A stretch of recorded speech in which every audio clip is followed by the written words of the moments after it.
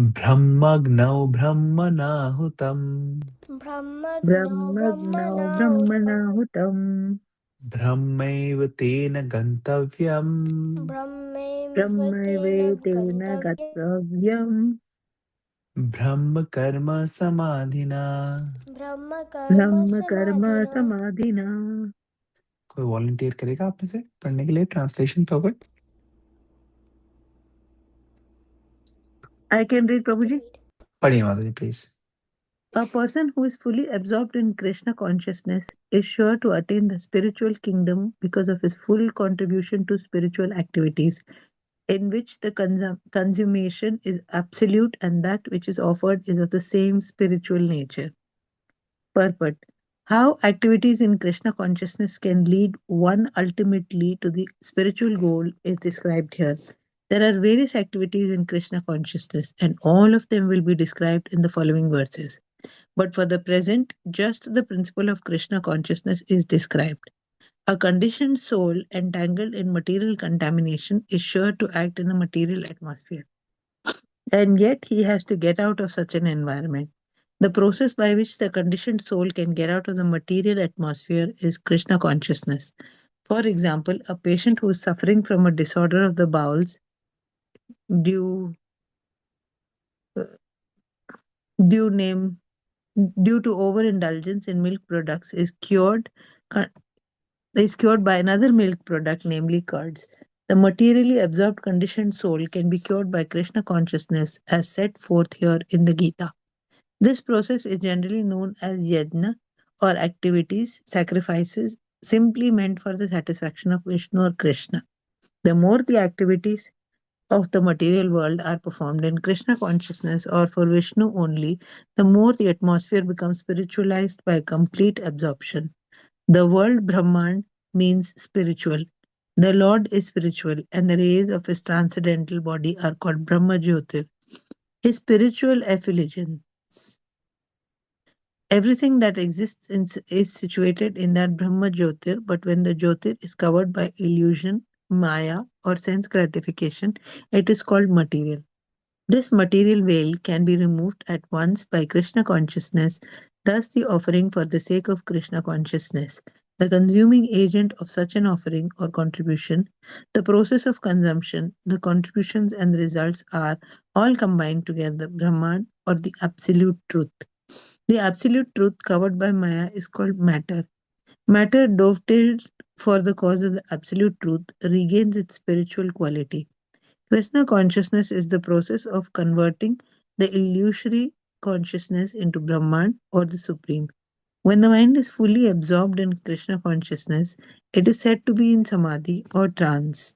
Anything done in such transcendental consciousness is called yagna or sacrifice for the absolute. In that condition of spiritual consciousness, the contributor, the contribution, the consumption, the performer or leader of the performance, and the result of ultimate gain, everything becomes one in the absolute, the supreme Brahman. This is the method of Krishna consciousness. Hare Hare Krishna. Krishna. Okay,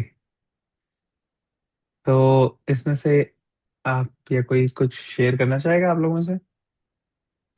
क्या आप लोगों को इसमें से idea हुआ जो हमने अभी रीड किया? कि मतलब जब हम भगवान का नाम लेके या कृष्णा कॉन्शियसनेस से अपना मतलब it's like we don't need if we don't need the money, we are not materialistic, but we are still अगर हम अभी भी कमा रहे हैं तो कृष्णा कॉन्शियस में अगर हम कमाते भगवान को ध्यान में रख के कमाते हैं, उनके नाम को अर्पित करते हैं, जो भी करते हैं उनका नाम लेके करते हैं, तो डूअर और हमारा material everything is like purification. Very जो नाइस, हमारा यस। जो भी हमने किया, जो हम कर रहे हैं, और उसके साथ what ever is attached becomes pure. Purified. Okay, alright. और कोई शेयर करना चाहेगा इसमें से?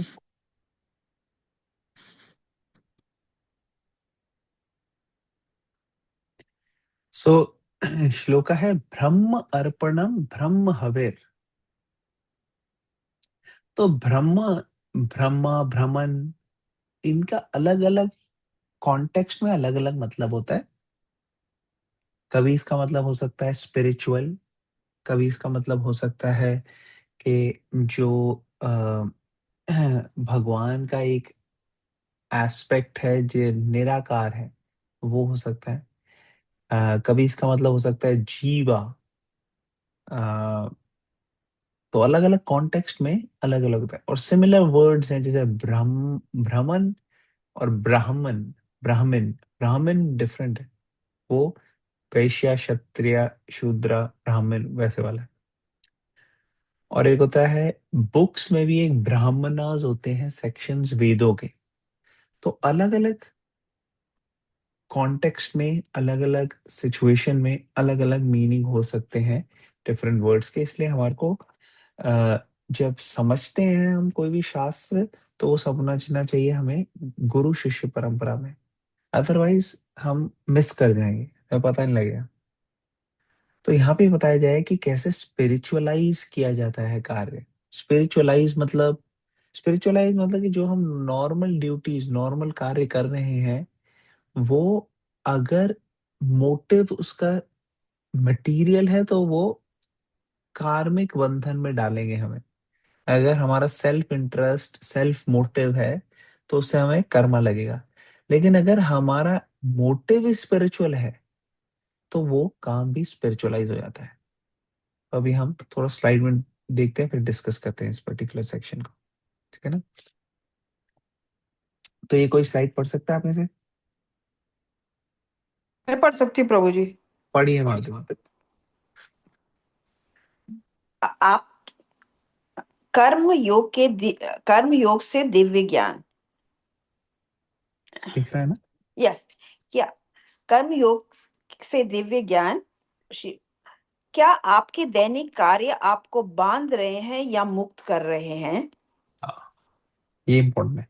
तो जो थर्ड चैप्टर था वो कर्म योग था, और अभी हम्म। चौथा चैप्टर जो है वो ट्रांसेंडेंटल नॉलेज दिव्य ज्ञान है। तो हमने कर्म योगा पहले देखा, अभी हम दिव्य ज्ञान पढ़ रहे हैं। तो हमारे जो कर्म है, इस श्लोक को एक बार दोबारा से रिसाइट कर लेते हैं हम लोग सब।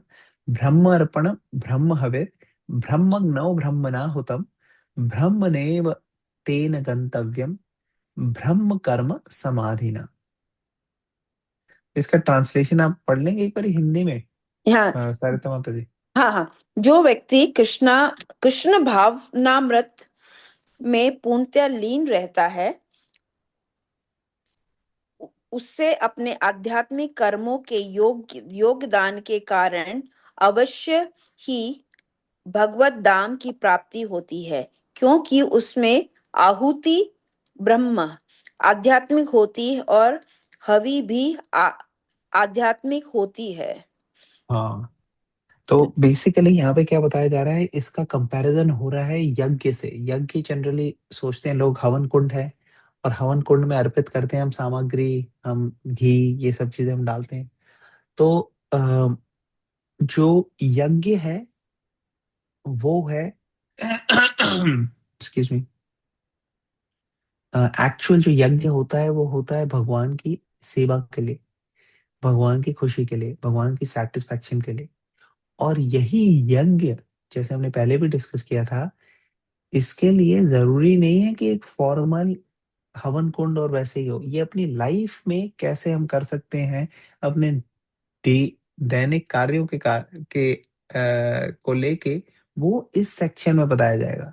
तो यहाँ बताया जा रहा है कि जो हम स्पिरिचुअल एक्टिविटीज में लगते हैं, कोई भी एक्टिविटीज हम करें, अगर वो स्पिरिचुअल होती है तो भगवान को समर्पित की जा सकती है। ठीक है ना? तो यहाँ पे एक कंपैरिजन दिया था कि हाँ। इनडाइजेशन हो जाती है कभी कभार हमें।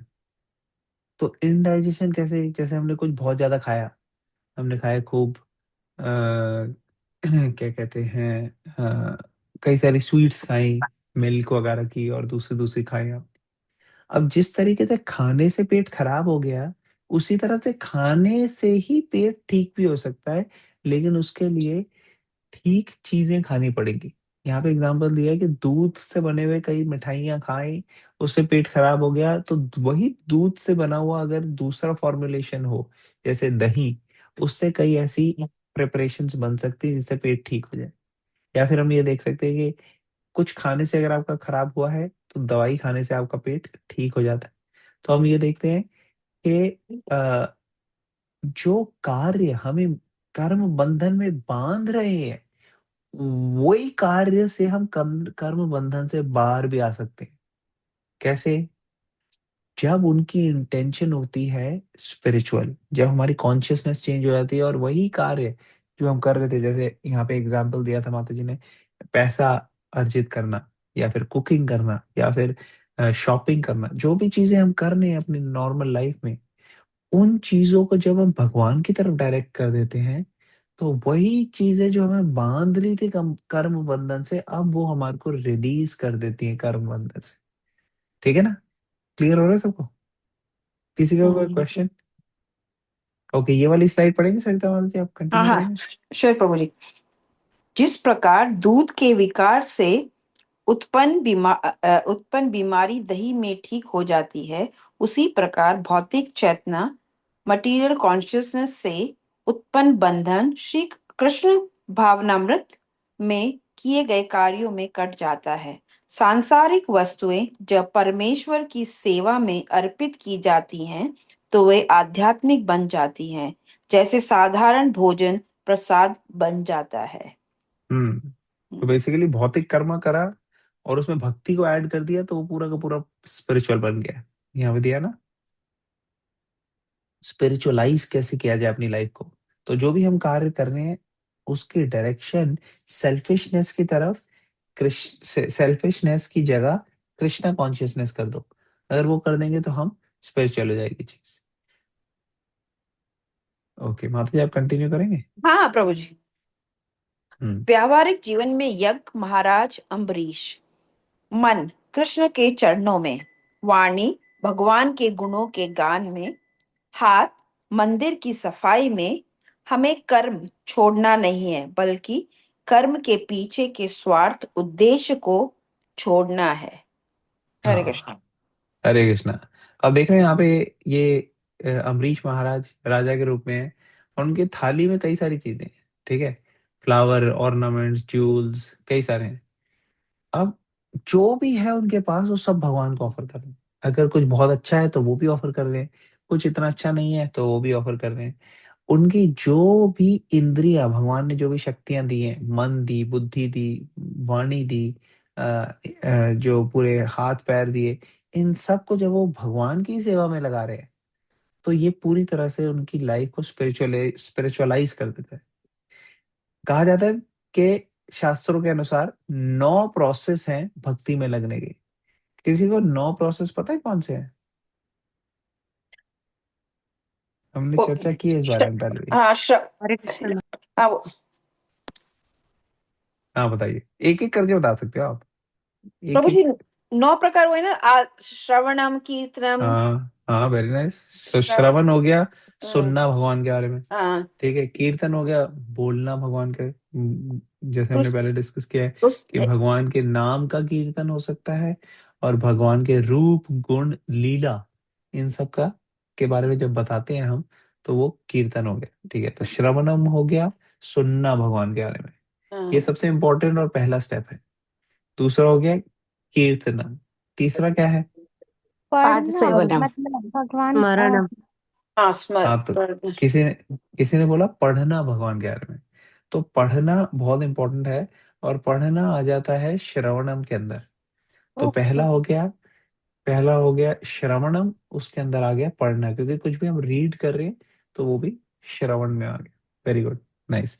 सो श्रवणम हो गया, कीर्तनम जो हम बोल रहे हैं, शेयर कर रहे हैं, कीर्तन कर रहे हैं, सिंग कर रहे हैं, और तीसरा किसने बोला? स्मरणम, मतलब भगवान को स्मरण करना। तो हम बोलते हैं, हम सुनते हैं, लेकिन भगवान का स्मरण कर रहे हैं हम कि नहीं कर रहे? और स्मरण हम कई बार मिस हो जाता है एक्चुअली। भगवान को ध्यान रखना पूरे दिन, पूरी लाइफ में, ये मुश्किल हो जाता है। कई बार हम श्रवणम कर लेते हैं, कीर्तनम कर लेते हैं, लेकिन स्मरणम करते हैं कि नहीं? तो स्मरण इम्पोर्टेंट है भगवान के बारे में, स्मरण करना, भगवान के नाम गुण रूप लीला इन सब का कीर्तन भी करना और स्मरण भी करना। ठीक है ना। कोई भी चीज अगर हम देखते हैं, अगर हमें भगवान का स्मरण हो जाए उससे, तो इसका मतलब हमारी स्मरण जो है वो सही चल रही है। जैसे अगर आपने कोई नदी देखी और आपको याद आया कि अरे भगवान की लीला आपको याद आती है कि कैसे भगवान जो है वो नदी में अपने देखो अगर हम पढ़ते रहेंगे भगवान के बारे में तो याद आएगा। एक बुक है कृष्णा बुक, प्रभुपाद जी ने लिखी। उसमें भागवत पुराण के अंदर कृष्णा की जो लीलाएं हैं उसका संक्षिप्त में वर्णन है, उसकी समरी है। तो कृष्णा बुक आप सब ले सकते हैं। वो आपको मिल जाएगी, किसी भी इस्कॉन टेम्पल से भी मिल जाएगी और ऑनलाइन अमेज़न पे भी मिल जाएगी। तो अगर आप कृष्णा बुक लेके पढ़ेंगे रेगुलरली तो भगवान की लीलाओं का स्मरण होगा। अगर आपने देखा ऊपर आकाश है और बादल है, तो आपको स्मरण हो सकता है कि देखो भगवान का जो रूप, भगवान का कलर कैसा होता है, वो ब्लूइश ब्लैक मॉनसून क्लाउड के जैसा होता है। जैसे ब्लूइश ब्लैक होता है ना बादल, उस तरीके का रंग होता है भगवान का। और बलराम जी का सफेद बादल के जैसा, व्हाइट क्लाउड। तो ऐसे कुछ भी हम देख रहे हैं, अगर हमको भगवान का स्मरण हो रहा है, भगवान से रिलेट हो रहे हैं, इसका मतलब हमारा कॉन्शियसनेस जो है वो अब स्पिरिचुअलाइज हो रहा है। तो 3 हमने देख लिए, श्रवणम कीर्तनम स्मरणम। चौथा क्या है? आज सेवनम। यस, पाद सेवनम, मतलब भगवान के चरणों की सेवा करना। तो ये कैसे कर सकते हैं, कोई बता सकता है कैसे करेंगे भगवान के चरणों की सेवा? सर्विंग ब्राह्मणों को खिलाना और गरीब लोगों की मदद करना। लेकिन उसमें भगवान के चरण की कैसे सेवा हुई? सर्वेंट भाव रखना। क्या रखना है? सर्वेंट भाव रखना, ओके। लेकिन भगवान के चरणों की सेवा यहाँ स्पेसिफिकली बोल रहे हैं। मालूम नहीं। उनको फ्लावर्स ऑफर करना, आरती करनी तो भगवान के उनके चरणों चरणों की में। सेवा कैसे होती है? आप लोग सब सही कह रहे हैं, लेकिन भगवान के चरणों की सेवा स्पेसिफिकली, जैसे किसी ने कहा कि वैष्णवों की सेवा करना, जो ब्राह्मण है वैष्णव, हाँ, क्योंकि वो भगवान के चरणों में रहते हैं। तुलसी भगवान के चरणों में रहती है, तुलसी की सेवा करना। आपके घर भगवान के डीटीज हैं, तो कई लोग क्या करते हैं, भगवान के का मसाज करते हैं पैर से। जैसे आपके पास कोई मेटल के डीटीज हैं या कुछ है, तो भगवान के चरणों का मसाज करते हैं। कई बारी लोग अलग अलग तरीके के ऑयल्स भी लगाते हैं भगवान को। और हम जब ये भगवान की सेवा करते हैं तो भगवान एक्सेप्ट करते हैं। ऐसा नहीं है कि किसी पत्थर को या मेटल को लगा रहे, नहीं। जिस भावना से आप भगवान की सेवा करने की कोशिश करते हो वैसे भगवान रेसिप्रोकेट करते हैं भगवान। ऐसा नहीं है कि ये सब चीजें जो हैं वो सिर्फ काल्पनिक है, नहीं। तो भगवान के चरणों की सेवा करना, और दूसरा क्या है इसका और एस्पेक्ट है, अपने चरणों से सेवा में लगना। जैसे भगवान के धाम जाना, भगवान की परिक्रमा करना। आपने देखा होगा मंदिर में जाते हैं ना लोग, परिक्रमा करते हैं। तो वो भी पाद सेवनम है, मतलब अपने पाद, अपने पैरों से आप भगवान के सेवा में लग रहे हो। क्यों करते हो आप परिक्रमा? आप ये डिटर्मिनेशन लेके दिखाते हो कि कैसे, जैसे मैं ये परिक्रमा कर रहा हूँ और इसका सेंटर भगवान है, इसी तरह से मैं अपनी लाइफ में कई सारी चीजें करता रहूं, लेकिन सेंटर हमेशा भगवान रहने चाहिए मेरी लाइफ के। ये चीजें आप स्मरण करते हो भगवान से, ऐसे करना चाहिए। ठीक है ना। तो 4 हो गई। क्या हो गई? कौन कौन सी हो गई अभी हमने जो 4 डिस्कस करी? श्रवणम शरण, श्रवणम, कीर्तनम कीर्तनम पद कीर्तनम, सेवा, तीसरा कुछ और पद था। सेवा, पाद सेवनम चौथा है, तीसरा क्या है? स्मरणम। श्रवणम, स्मरणम। कीर्तन, हम्म, स्मरण। हाँ, स्मरण को स्मरण करते रहो। ठीक है ना, हाँ तीसरा। स्मरण चौथा हो गया पाद सेवनम। एवं फिर पांचवा क्या है? अर्चना, अर्चनम हाँ हाँ, अर्चनम। किसी ने बोला था भगवान की पूजा करना, आरती करना, वो आता है अर्चनम में। ठीक है ना। भगवान की अर्चनम करना मीन्स एक्चुअल भगवान की आरती करना। भगवान की आरती क्यों करते हैं? क्या है ये अलग अलग चीजें जो हम भगवान को ऑफर करते हैं, क्यों करते हैं ऑफर? क्या है सिग्निफिकेंस इसका? ताकि हम भगवान से जुड़े हुए रह सकें कोई भी अपने कार्य में पूरे दिन में। Okay, very very nice, very nice. लेकिन वो आइटम्स ही क्यों ऑफर कर रहे हैं हम? क्या सिग्निफिकेंस है? जो पंचरात्र विधि है उसमें क्या रीजन है कि ये सब चीजें ऑफर करते हैं? क्या क्या ऑफर करते हैं भगवान को आरती में, कोई बता सकता है? पुत्र कपूर, पत्रम पुष्पम तुलस फलम हाँ हाँ तोयम तो जल तो ये अच्छा प्रसाद। श्लोक है भगवत गीता से। लेकिन आप पत्ता हम्म, जनरली आरती में ऑफर नहीं करते जनरली, है ना? और हम हाँ फल हाँ भी जी। आरती में ऑफर नहीं करते। तो जो आरती की चीजें हैं हम वो क्या क्या ऑफर करते हैं? आपने बिल्कुल वो ठीक, आप पुष्पम इंसेंस किसी ने बोला था? हाँ, इंसेंस, धूप, धूप करते हैं ऑफर, वेरी नाइस, और धूप या फिर धूप इंसेंस। बत्ती। दिया हम्म, बत्ती। और दिया ऑफर करते हैं, यस। हाँ और फ्लावर्स भी फ्लावर्स ऑफर करते हैं, ओके। और प्रसाद। अ, प्रसाद तो खैर वो तो वो अलग भोगा ऑफरिंग में आ गया ना। आरती में जनरली हम ऑफर करते हैं धूप या फिर अगरबत्ती, फिर दिया, भगवान को दिया दिखाते हैं घी के। तीसरा हो गया पुष्प, ये भी बता दिया आप लोगों ने। फिर होता है तुलसी, पानी, पानी ऑफर करते हैं, ठीक है जल, ना? हाँ। जल, जल ऑफर करते हैं, फिर जल के बाद कपड़ा ऑफर करते हैं। तो कपड़ा, बेसिकली हाँ। हाँ, कपड़ा ऑफर करते हैं। और चामर, चामर ऑफर करते हैं हाँ, भगवान को, चावर हवा जो ठीक है ना? करते वापस। हाँ, हवा जो करते हैं। तो एक पीकॉक फेदर होता है, एक दूसरा चामर होता है, तो ये सब ऑफर करते हैं भगवान को। बेसिकली जो भी पंच महाभूत है, पंच महाभूत क्या है? अर्थ, वाटर, फायर, एयर, ईथर। क्या क्या है पांच? अर्थ, वाटर, फायर, एयर, ईथर। ये सारे के सारे जो है हम यूज करने हैं भगवान की सेवा में, ऑफर कर रहे हैं कि ये पंच महाभूत जो है ये भगवान की सेवा में जाए, ठीक है ना? तो ये है आरती, बेस्ट चीजें जो हमारे पास हो सकती हैं हम उस तरीके से करते हैं। और हम भगवान को भोगा ऑफर करते हैं। तो ये जो अर्चनम है, इसमें हम भगवान को जब एक एक चीज ऑफर कर रहे हैं तो वो चीज नहीं है एक्चुअली, वो माध्यम है भगवान को अपना हृदय ऑफर करने के लिए। अपना मन जो है, अपने हृदय जो है वो भगवान को प्रदान करने के लिए। तो एक एक ऑफरिंग में हम अपना हार्ट रख रहे हैं, और बिल्कुल अच्छे से क्यों ऑफर कर रहे हैं भगवान को? कि ये इंडिकेशन है कि आई लव यू। जैसे कोई लवर अपने बिलवर्ड को देता है एक फ्लावर, तो फ्लावर में तो कुछ खास नहीं है, रोज फ्लावर दे दिया उसने, रेड रोज वैलेंटाइन डे पे। लेकिन उसके साथ उसके इमोशंस, कोई ले वो फेंक दे तो उसको तो दुख होगा।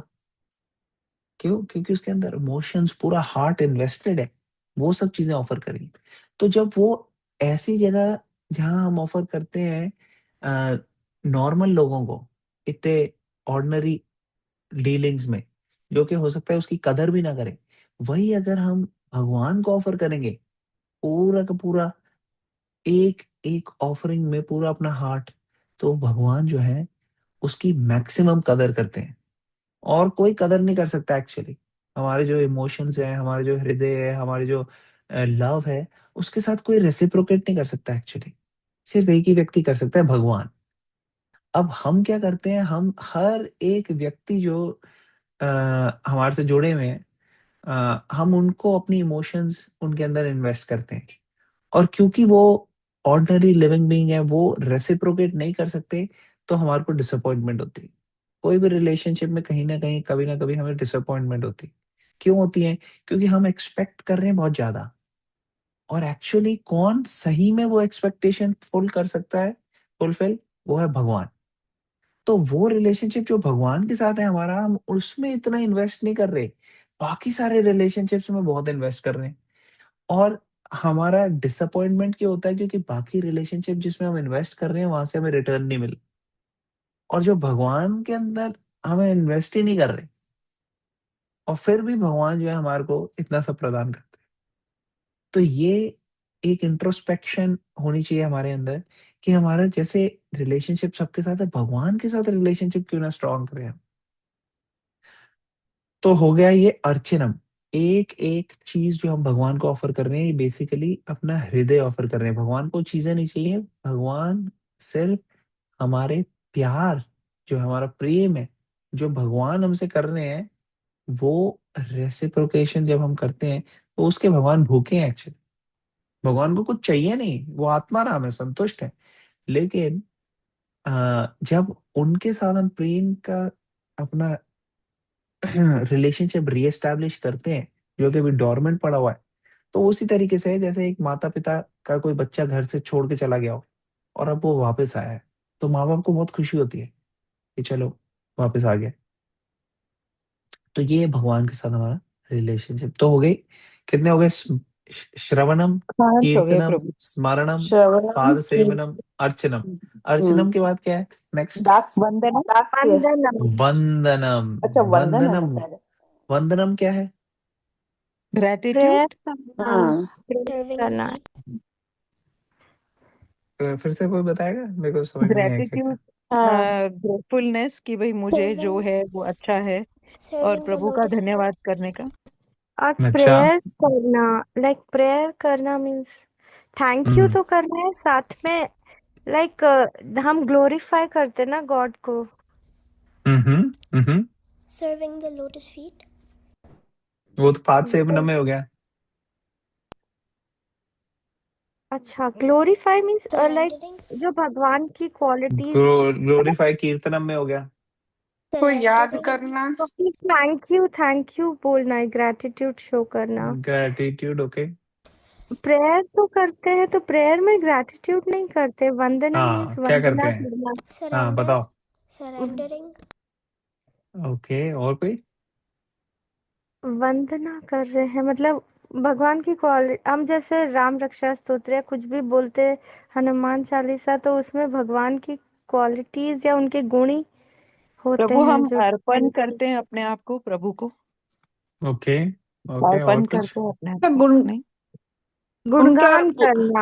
हाँ, गुणगान गुणगान इज करना राइट प्रभु जी। वर्ड। ओके, और किसी का कुछ?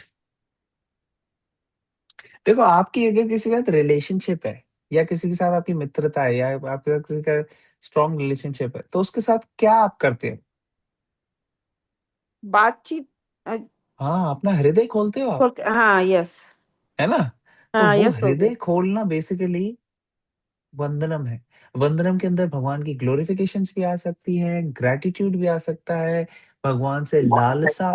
कई तरीके की प्रार्थनाएं होती हैं एक्चुअली। प्रार्थनाएं के ऊपर कई सारी बुक्स हैं। तो किस मूड में हो रही है प्रार्थना, वो भी अपने में एक टॉपिक है। कई होती है लालसामयी प्रार्थना। तो अलग अलग तरीके की प्रार्थना है एक्चुअली।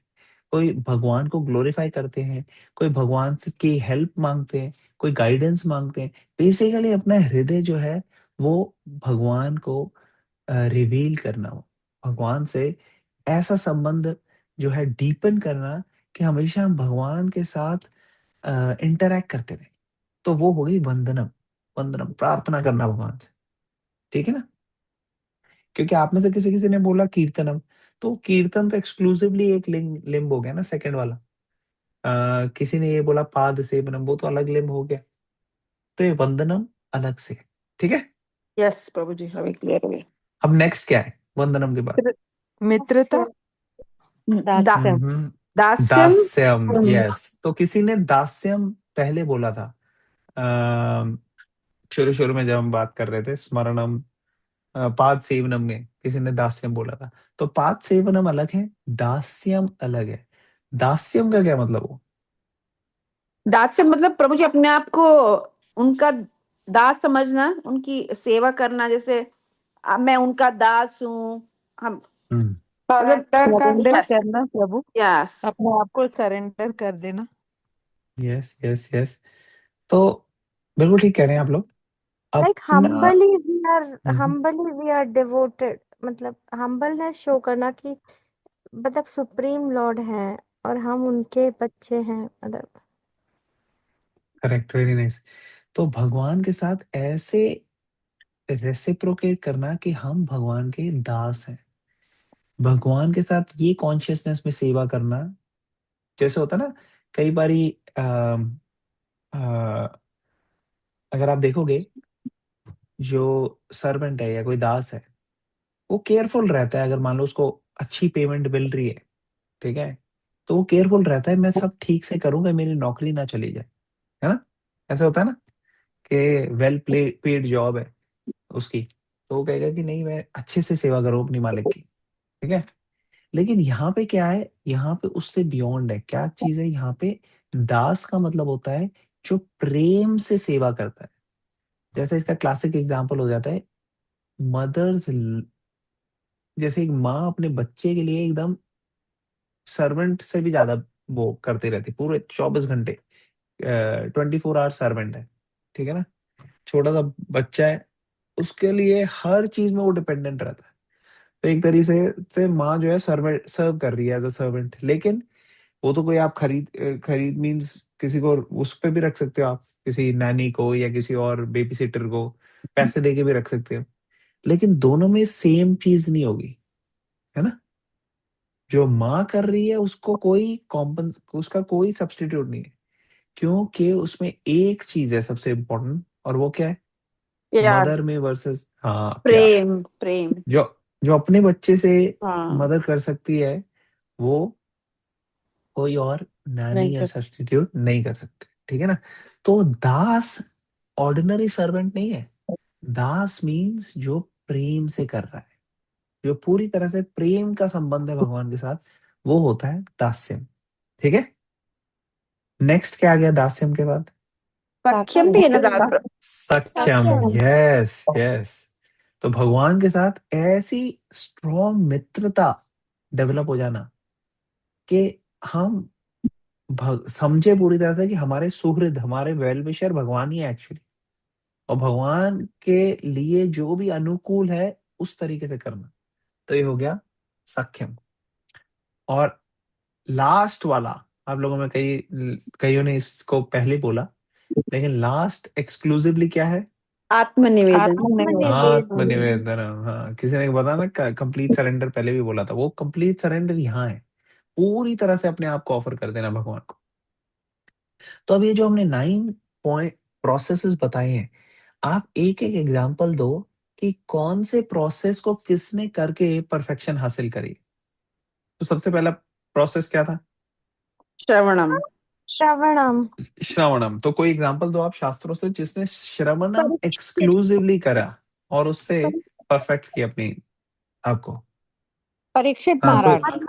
परीक्षित यस, महाराज। परीक्षित महाराज। तो परीक्षित महाराज राजा, वो राजा थे, और उनको श्राप मिल गया कि 7 दिन में आपकी मृत्यु होने वाली है। तो 7 दिन 7 रात, ना उनको भूख लगी, ना उनको प्यास लगी, ना उनको नींद आई, ना कुछ। वो एब्जॉर्ब थे टोटली भगवान के बारे में सुनने में। तो इसलिए परीक्षित महाराज का एग्जाम्पल दिया जाता है। तो ये हो गया श्रवणम। दूसरा क्या है, दूसरा कीर्तनम। प्रोसेस क्या था। कीर्तनम। तो कीर्तनम का नारायण। एग्जाम्पल किसका है, जिसने कीर्तन नारायण। मीरा कर। का बोल सकते हो प्रभु, हाँ। मीरा का। नारायण। न- न- ओके, और कोई। नारद मुनि। नारद जी, हाँ, नारद और मुनि। कोई। Prahlad Maharaj. ओके, और कोई। सुखदेव गोस्वामी। हाँ, सुखदेव चैतन्य गोस्वामी। महाप्रभु। तो सुखदेव हम्म। गोस्वामी का एग्जाम्पल आता है। क्यों आता है सुखदेव गोस्वामी का एग्जाम्पल। उन्होंने क्या किया था, कीर्तनम में कैसे करा। भगवान की कथा ही गाते थे वो मोस्टली। And हाँ, क्योंकि Srimad परीक्षित Bhagavatam. महाराज ने 7 दिन और 7 रातें जो सुना, वो सुना किससे, वो परीक्षित महाराज से सुना। सॉरी, परीक्षित महाराज ने जो 7 दिन 7 रातें सुना, वो सुखदेव गोस्वामी से सुना। हाँ. तो सुखदेव गोस्वामी बोला उन्होंने भगवान के बारे में, परीक्षित महाराज ने सुना, और दोनों परफेक्ट हो गए, ठीक है। तो ये प्रोसेस है, जो भी सुने भी बोले भी वो सब परफेक्ट हो जाते हैं। तो ये हो गया श्रवणम और कीर्तनम। और तीसरा क्या एग्जाम्पल है। स्मरण। मरणम। स्मरणम। स्मरणम का क्या एग्जाम्पल है। प्रहलाद महाराज बोल सकते हैं प्रहलाद प्रभु जी। महाराज, परफेक्ट, यस। प्रहलाद महाराज इज द परफेक्ट एग्जाम्पल, क्योंकि वो हमेशा भगवान का स्मरण चलता रहता था उनके कॉन्शियसनेस में, ठीक है। फिर पाद सेवन में नम में किसका एग्जाम्पल आएगा? कौन आप देखते हो कोई भगवान के चरणों में हमेशा देखते हैं कि वो उनकी सेवा हनुमान कर जी। रहे हैं चरणों की? हनुमान जी। लक्ष्मी। हनुमान जी, हाँ लक्ष्मी। लक्ष्मी जी। यस, तो लक्ष्मी जी आपने कभी देखोगे ना विष्णु जी का, तो विष्णु के चरणों में हमेशा लक्ष्मी जी, वो कहते हैं नहीं मेरी यही जगह। तो ये हो गया एग्जाम्पल पाद सेवनम का। फिर अर्चनम का एग्जाम्पल कौन देगा?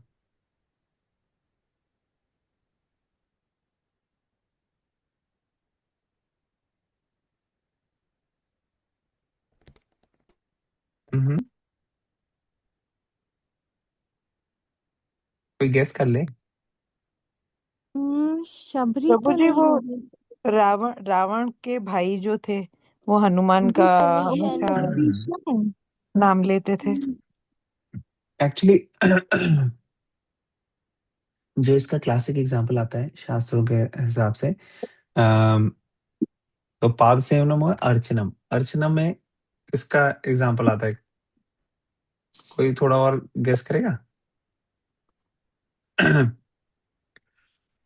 पृथु महाराज, प्रहलाद। पृथु महाराज का आता है। पृथु महाराज की कथा आती है भागवतम में, कि कैसे एक महान राजा, एक्चुअली वो भगवान के अवतार ही हैं, लेकिन वो एक महान राजा थे और उन्होंने अर्चनम डीटी वर्शिप ये बहुत ज्यादा करी और यज्ञ बहुत सारे करे।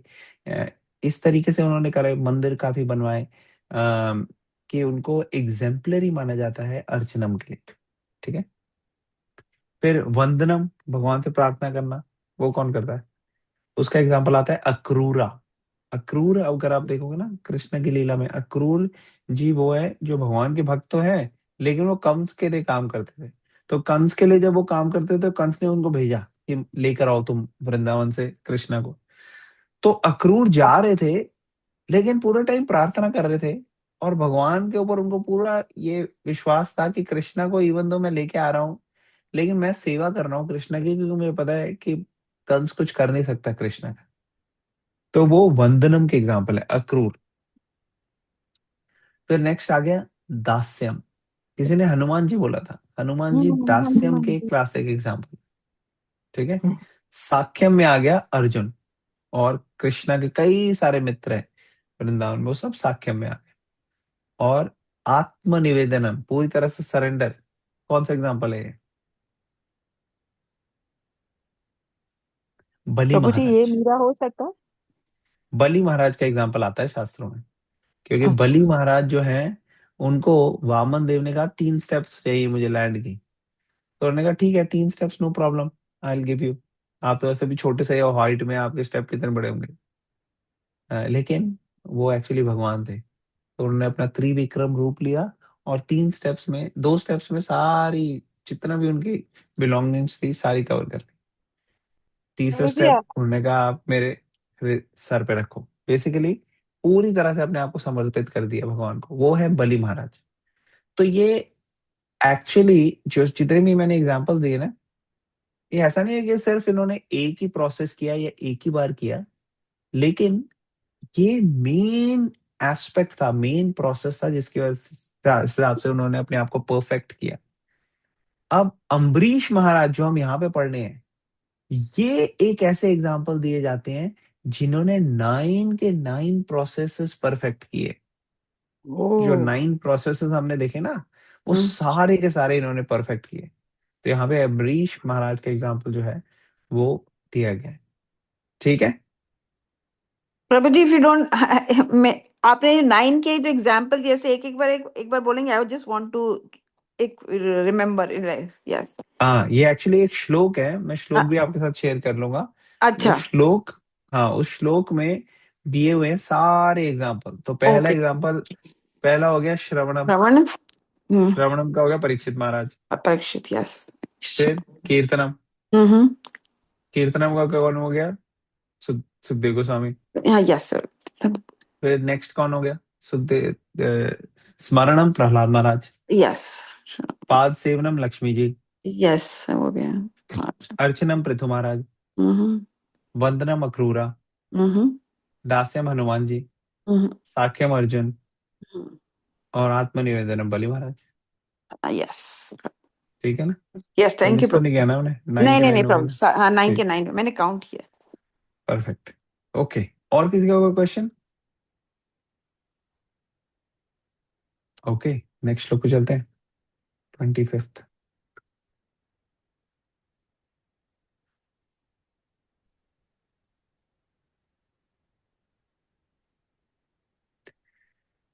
देवम एव परे यज्ञम देवम् दैवमेव परे यज्ञम् यज्ञम् योगिना पर्युपासते योगिनः पर्युपासते ब्रह्मज्ञाव अपरे यज्ञम ब्रह्मज्ञा अपरे यज्ञम् यज्ञेनैवोपजुह्वति। यज्ञेनैवोपजुह्यति। कोई वॉलंटियर करेगा पढ़ने के लिए ट्रांसलेशन प्रॉपर इसका? मैं पढ़ सकता हूँ। हाँ। Some yogis perfectly worship the demigods by offering different sacrifices to them. Some offer sacrifices in the fire of the Supreme Brahman. As described above, a person engaged in discharging duties in Krishna consciousness is also called a perfect yogi or a first-class mystic. But there are others also who perform similar sacrifices in the worship of demigods, and still others who sacrifice to the Supreme Brahman, the impersonal feature of the Supreme Lord. So there are different kinds of sacrifices in terms of different categories. Such different categories of sacrifice by different types of performers only superficially demark varieties of sacrifice. Factually, sacrifice means to satisfy the Supreme Lord Vishnu, who is also known as Yagya. All the different varieties of sacrifice can be placed within two primary divisions, namely sacrifice of worldly possessions and sacrifice in pursuit of transcendental knowledge. Those who are in Krishna consciousness sacrifice all material possessions for the satisfaction of the Supreme Lord, while others who want some temporary material happiness sacrifice their material possessions to satisfy the demigods such as Indra, the sun god, etc. And those who are impersonalists sacrifice their identity by merging into the existence of the impersonal Brahman.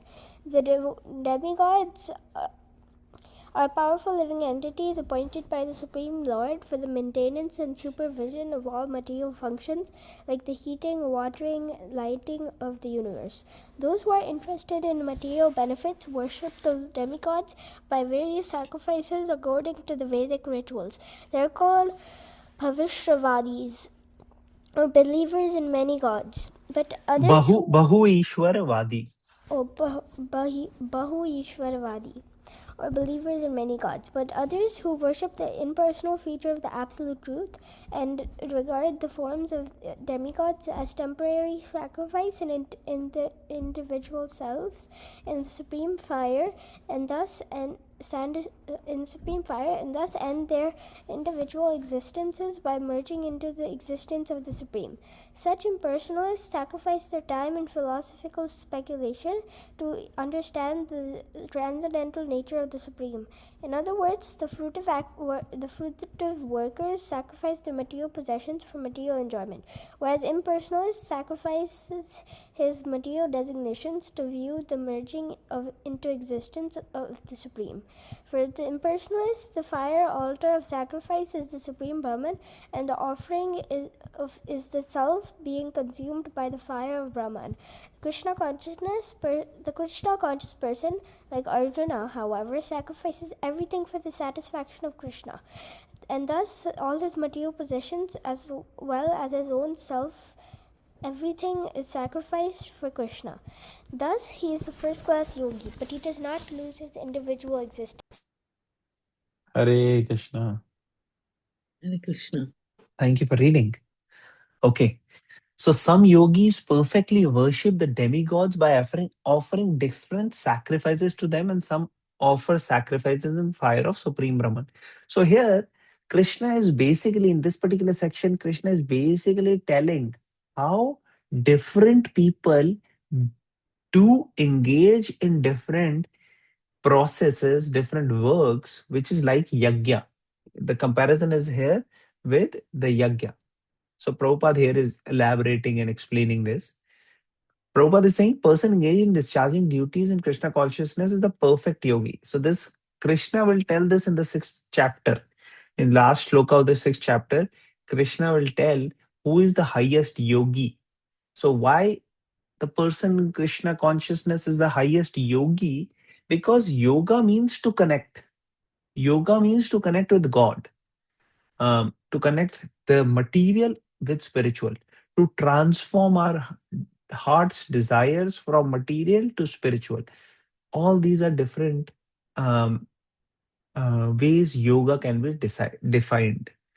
And even though there are so many different yoga processes, um, the highest is the bhakti yoga or Krishna consciousness. This will be elaborated later on. What are the other yoga processes? There is karma yoga, there is gyan yoga, there is ashtang yoga, there is bhakti yoga. So these different yoga processes are there.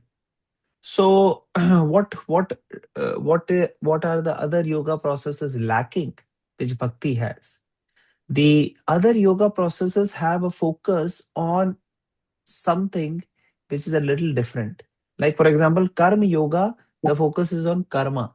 One likes to do work, one wants to do work, and it's good because you're doing the work, but you're connecting with God. That is karma yoga. Gyan yoga means you want to read the scriptures, get knowledge, and then connect with God. So that is also Gyan yoga. That is also good. Ashtang yoga is the process where they do different exercises, pranayams, asan, different other things are there. Yam, niyam, asan, pranayam, dhyan, dharana, samadhi. These processes are there in Ashtanga yoga. 8 limbs are there. Ashtang yoga. So we see sometimes yoga is just thought to be some exercises which people are doing. But that is actually one of the 8 limbs by which one actually follows to connect with the supreme Paramatma in the heart. And then comes Bhakti Yoga. So the other processes had the focus on either work or on Gyan or on the 8 limbs. But Bhakti Yoga has a focus on one. What is that? Love. Love of God. That's it. The Bhakti Yoga person will do all what is needed. He'll do whatever karma is needed. He'll do whatever Gyan needs to be, learned. He will do that. Or whatever the body, needs to do, he'll do that. But the goal and the focus is love with God. That is why Bhakti Yoga is what attracts Krishna the most. Because ultimately, you will be attracted by somebody who loves you, somebody who may be doing something for you as a favor. Okay, that's fine. But if somebody loves you, then automatically you will have an inclination or an attraction. Otherwise, if somebody doesn't love you, maybe doing something, you can take it as a favor, okay, and you will probably, do a favor back to that person. But when somebody loves you, then you automatically develop the love, right? So that is what happens. Krishna already has love for us, and when we realize this, when we are actually learning from Bhagavad Gita scriptures, our love for God, which is dormant right now, that fructifies. And then we spontaneously want to engage in spiritual activities. So here, Prabhupada elaborates. Prabhupada is saying that Krishna conscious person is a perfect yogi, first class mystic. But there are others who perform similar sacrifices in the worship of demigods. So you may be doing this, 9 processes of bhakti towards Krishna. But somebody may be doing arti or puja to demigods, devatas. So when it is offered to devatas, it is called as puja. And when it is offered to Krishna, it is actually bhakti. You can do puja for Krishna also, no problem. but generally puja means you have some material desires which may be there, right? Then it is mentioned here that others who sacrifice the supreme Brahman or the impersonal feature of the supreme law. Basically, some people they have impersonalistic concept, so they don't necessarily engage in worshipping the deities. They may focus more on learning the scriptures, meditating, ashtang, other processes of yoga which we discussed, and that is, they are engaged in their way. Basically, here Prabhupada is explaining how Krishna is telling about the different people doing their process in the form of yajna. Okay, so yajna means sacrifice. So there are different sacrifices which are being done, and um, basically, sacrifice is yajna, and yajna means that which is done for the satisfaction of Supreme Lord. That is called as yajna. So Prabhupada is summarizing, he's saying all the different varieties of sacrifice can be placed within two primary divisions. So two types of sacrifices. What is one? One is sacrifice of worldly possessions, and then sacrifice in the pursuit of transcendental knowledge.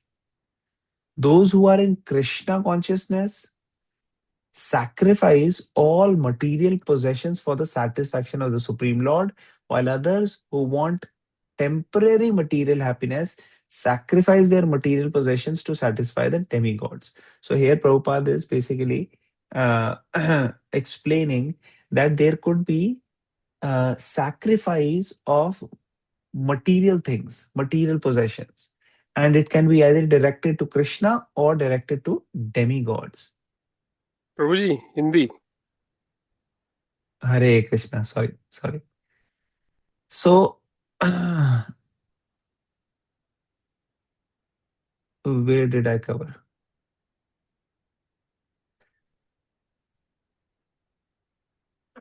तो यहां तक तो सब clear हो गया ना, योगी के बारे में जो मैंने बोला था, परफेक्ट योगी. कहाँ से बोलना शुरू करना है मुझे?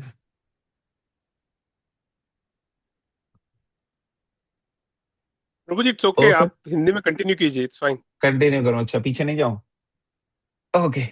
तो परफेक्ट योगी 6 चैप्टर में हमने डिस्कस करेंगे हम कि कैसे भगवान बताते हैं कि फर्स्ट क्लास योगी कौन है, फर्स्ट क्लास मिस्टिक. ठीक है. और कई सारे योगा प्रोसेसेस हमने डिस्कस कर लिए, और हमने ये भी डिस्कस कर लिया कि कैसे अलग-अलग लोग जो हैं, वो अलग-अलग तरीके से पूजा या वंदना कर रहे हैं. कुछ भगवान की कर रहे हैं, कृष्णा की, और कुछ देवी-देवताओं की कर रहे हैं. और कुछ लोग हैं जिनको जो इम्पर्सनल ब्राह्मण, जो कि निराकार भगवान का रूप है, उसकी सेवा में लगे हुए हैं. सेवा में इन द सेंस कि उसको अटेन करने में, उसके बारे में, उसके तक पहुंचने में लगे हुए हैं. और 2 तरीके के यहाँ पे प्रोसेसेस प्रभुपाद जी बता रहे हैं. एक तो हो गया कि वर्ल्डली पोजेशंस, उनका सैक्रिफाइस, सैक्रिफाइस करना मतलब भगवान की सेवा में लगाना. ठीक है. और दूसरा हो गया sacrifice in the pursuant of transcendental knowledge, Divya ज्ञान की तरफ बढ़ना. ठीक है. तो इम्पर्सनलिस्ट जो है वो दिव्य ज्ञान की तरफ जाते हैं, और जो भक्त हैं वो वर्ल्डली पोजेशंस को या तो देवी देवताओं के सेवा में लगाते हैं या भगवान की. लेकिन अगर भगवान कृष्ण की सेवा में लगाते हैं तो वो प्योर डिवोटी, वो शुद्ध भक्त हो. ठीक है. और इम्पर्सनलिस्ट जो हैं वो इम्पर्सनल भगवान की तरफ बढ़ते हैं. अब देवी देवता की तरफ जो डायरेक्ट कर रहे हैं अपनी पूजा अर्चना वंदना, उसके बारे में यहाँ लिखा गया है कि देवी देवता एक्चुअली भगवान के रिप्रेजेंटेटिव्स हैं. अगर भगवान ने किसी को ये एम्पावरमेंट दी है, शक्ति दी है, किसी को इसलिए चुना है, अपॉइंट किया है कि वो अम, पूरी वायु, पूरी जितनी भी वायु है उसको कंट्रोल करे, तो वो वायु देव है. या फिर कैसे बारिश होगी, इस सब को कंट्रोल करने के लिए इंद्रदेव। तो भगवान ने अगर किसी को अपॉइंट किया है तो भगवान ने उनको सेवा दी है इसलिए क्योंकि वो भगवान के भक्त हैं। तो देवी देवताओं की जब हम क्या कहते हैं रिस्पेक्ट करते हैं और ये सोच के रिस्पेक्ट करते हैं कि ये भगवान के भक्त हैं, तो वो परफेक्ट है। लेकिन कई लोग क्या कहते हैं, वो सोचते हैं कि सभी ये भगवान है। वो सोचते हैं कि देवी देवता और भगवान में वो ज्यादा फर्क नहीं करते। वो कहते हैं ये एक ही भगवान के अलग अलग रूप है, या फिर ये अलग अलग भगवान है, सारे के सारे अलग। जो ये सोचते हैं कि ये सारे अलग भगवान है, इसको अंग्रेजी में क्या कहते हैं, पॉलीथीज्म। उसको यहाँ पे बताया गया है बहु ईश्वरवादी। ऐसे बहु ईश्वरवादी जो है वो कई भगवानों में विश्वास करते हैं। एक्चुअली ये शास्त्रों के अनुकूल एक्चुअली है नहीं, ठीक है ना। जो शास्त्रों की कंक्लूजन है उसके अकॉर्डिंगली सिर्फ एक भगवान, गॉड इज वन, ठीक है ना। और उनके बारे में अलग अलग लोग अलग अलग लेवल तक जानते हैं, ठीक है ना।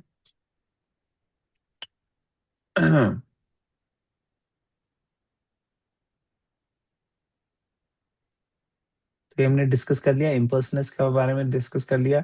फिर आगे आए यहाँ पे फ्रूटिव वर्कर्स। तो जो फ्रूटिव वर्कर्स है वो मटेरियल पोजेशंस को मटेरियल एंजॉयमेंट लगाते हैं।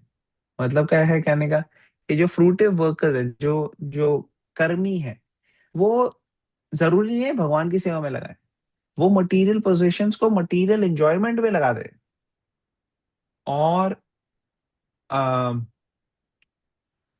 भगवान के साथ जुड़ने में वो अपनी एनर्जीज नहीं लगा रहे। इम्पर्सनेस का हमने डिस्कस कर लिया है। कृष्णा कॉन्शियस पर्सन हमने डिस्कस कर लिया है कि कृष्णा कॉन्शियस वाला व्यक्ति जो है वो सारी की सारी चीजों को भगवान की सेवा में लगा रहे हैं, ठीक है। और इसलिए वो फर्स्ट क्लास योगी है। तो पिछले श्लोक में हमने डिस्कस किया था कि कैसे सारी की सारी चीजें भगवान की सेवा में अगर लग जाती हैं तो वो स्पिरिचुअल हो जाती हैं। और इस श्लोक में हम ये डिस्कस कर रहे हैं कि कैसे कई लोग उसको भगवान की सेवा में लगा रहे हैं, लेकिन कई लोग दूसरी चीजों में इंगेज कर रहे हैं, डायरेक्टली भगवान की सेवा में नहीं इंगेज हो रहे। अलग अलग तरीके के योगी हैं। तो इस स्लाइड में लेट्स सी, ये स्लाइड रीड करेगा कोई आप में से, वॉलंटियर करेगा, क्योंकि इसमें योगी, कर्मी और ज्ञानी के बारे में थोड़ा थोड़ा बताया है। मैं पढ़ सकती हूँ। हाँ पढ़िए। माता जी आप पढ़ रहे हैं? हाँ, ओके। अनुवाद और व्याख्या। दो प्रकार के योगी। कुछ योगी देवताओं की भली भांति पूजा करते, यज्ञ करते हैं, तो कुछ परम ब्रह्म रूपी अग्नि में अपनी आहुति डालते हैं। सकाम कर्मी देवताओं की पूजा, त्वरित लेकिन अस्थायी भौतिक लाभ। अ, ज्ञानी और भक्त परम सत्य की खोज, अपनी भौतिक उपाधियों की आहुति, शाश्वत मुक्ति। तो जो हमने डिस्कस किए, अलग अलग तरीके के लोग अलग अलग कॉन्शियसनेस में, अलग अलग लेवल ऑफ रियलाइजेशन में एंगेज करने हैं स्पिरिचुअल एक्टिविटीज में। उनका मोटिव भी अलग हो सकता है और उनके एक्शंस भी अलग हो सकते हैं। तो वो कृष्ण जस्ट यहाँ पे बता रहे हैं। अभी और आने वाले सेक्शन में कृष्णा और अलग अलग तरीके के लोगों के बारे में बताएंगे कि कैसे अलग अलग लोग अलग अलग कार्य करने हैं, और उसको कैसे यज्ञ से कृष्णा कोरिलेट करेंगे। तो वो हम आने वाले श्लोक में और अच्छे से डिस्कस करेंगे, फिर हम ये सारे समराइज करेंगे। तो फिर क्लियर हो जाएगा, जो चीज यहाँ पे थोड़ी सी अभी अनक्लियर भी लग रही है तो वो क्लियर हो जाएगी। किसी का कोई क्वेश्चन, कमेंट, कोई पॉइंट इस पर्टिकुलर श्लोक में से?